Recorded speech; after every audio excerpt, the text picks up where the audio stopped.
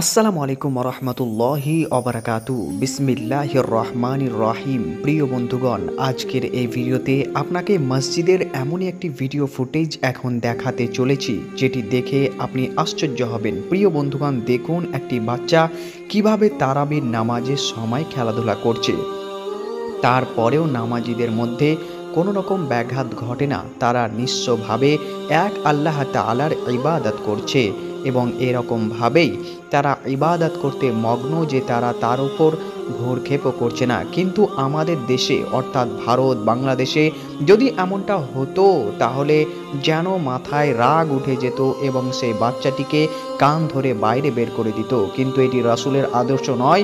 বাচ্চারা তো খেলাধুলা করবেই এবং খেলাধুলা করতে করতেই তারা নামাজের নিয়ম কানুনগুলো জানবে। আপনারা সকলেই জানেন যে মহানবী সাল্লাল্লাহু আলাইহি ওয়াসাল্লাম যখন নামাজ আদায় করতেন তখন হাসান হোসেনকে কোলে নিয়েও নামাজ আদায় করেছেন, এরকম হাদিসেও পাওয়া যায়। প্রিয় বন্ধুগণ, ঠিক এরকমভাবেই এমনই একটি ভিডিও ফুটেজও সামনে এসেছে যে তার বাবা তার ছেলেকে সাথে নিয়ে কিভাবে নামাজ আদায় করছে। আপনি দেখুন প্রিয় বন্ধুগণ, আপনি যে ভিডিও ফুটেজটি এখন দেখছেন, দেখুন কিভাবে ছেলেটি তার বাবার সামনে শুয়ে আছে এবং বাবা তাকে খুব আদর করে যত্ন করে নিয়ে তার সামনে গিয়ে সাজদা করছে, কিন্তু তাকে সেখান থেকে সরিয়ে দিচ্ছে না।